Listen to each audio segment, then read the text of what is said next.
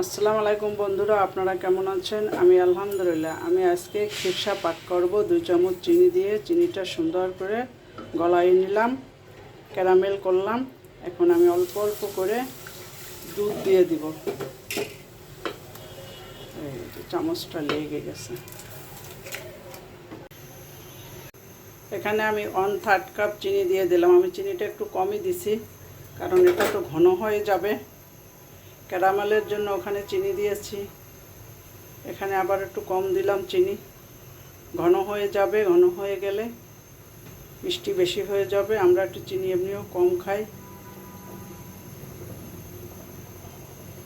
এখন আমি এটাকে নাড়াচাড়া করে ঘন হয়ে যাবে।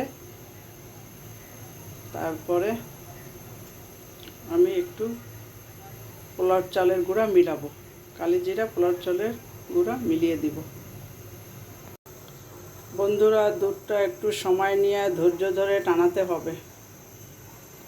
একটু সময় লাগবে। 2 লিটার দুধ, যদি আপনারা 1 লিটার নেন তাহলে কম হবে। ধৈর্য ধরে টানাতে হবে।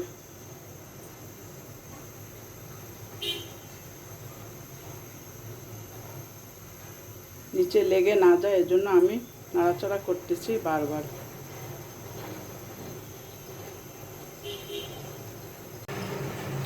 এখন আমি এই কাপের 1 কাপ গুঁড়ো দুধ নিলাম। গুঁড়ো দুধটা এর সাথে মিলিয়ে দেব, অল্প অল্প করে দিয়ে দিব। অল্প করে দিয়ে সুন্দর করে নাড়ব।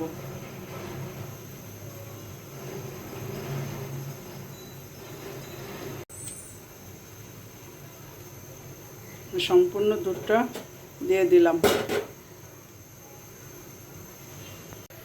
দুধটা আমার ঘন হয়ে আসছে, এই যে সর পড়ছে। আর একটু সময় লাগবে, আর একটু ঘন হবে। তারপরে আমি চালের গুঁড়াটা দিয়ে দিব।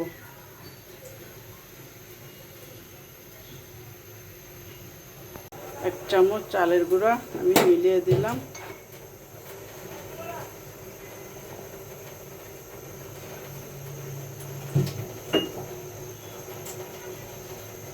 এখন আস্তে আস্তে ঘন হয়ে যাবে। বন্ধুরা দেখেন এখন কতটা ঘন হয়ে গেছে। আমি 1 চামচ চালের গুঁড়া দিলাম।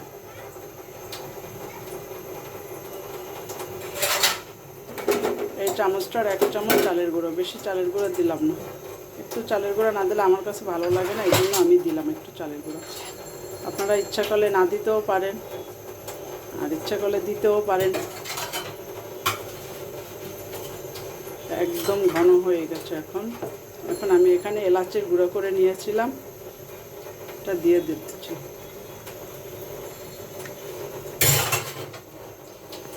কত সুন্দর হয়েছে দেখেন বন্ধুরা, দেখেন হয়ে গেছে। এখন আমি উঠাবো। এটা যতটুকু পাতল আছে, উঠালে ঠান্ডা হলে আরও ঘন হবে, ফ্রিজে রাখলে আরও বেশি ঘন হয়ে যাবে। এখন আমি উঠে ফেলাবো। বন্ধুরা দেখেন আমার ক্ষীরটা হয়ে গেছে। আমার এখানে মাটির একটা, এটাও দইয়ের মালসা আমি সেটা রেখে দিয়েছিলাম। তো এটার ভিতরে আমি খিরসাটা দিয়ে দিলাম। ঠান্ডা হলে আমি ফ্রিজে রাখবো, তারপরে আপনাদের দেখাবো কতটা ঘনত্ব হয়েছে। আমার ক্ষীরটা 3 ঘন্টা ফ্রিজে ছিল। ফ্রিজে রেখে আমরা বিকালে রেস্টে ছিলাম। এখন আমি বের করলাম। ক্ষীরটা কত সুন্দর হয়েছে দেখেন, একদম দধির মতো শক্ত হয়ে আছে। আমি একটু কেটে আপনাদের দেখাই ক্ষীরটা কত সুন্দর হয়েছে। এই কি শক্ত, একদম মনে হয় দধি। এই যে আমরাও এখন খাবো, আর আপনাদের সাথে একটু শেয়ার করলাম যে আমি যে ক্ষীরটা বানিয়েছি, ক্ষীরটা কেমন হয়েছে আপনারা দেখেন। এই যে অনেক সুন্দর হয়েছে। বন্ধুরা সবাই লাইক করবেন, কমেন্ট করবেন, সাবস্ক্রাইব করবেন, শেয়ার করবেন। যারা সবসময় আমার ভিডিওতে কমেন্ট করেন সুন্দর সুন্দর, সবার জন্য ভালোবাসা রইল। সবাই ভালো থাকেন বন্ধুরা। খোদা হাফেজ।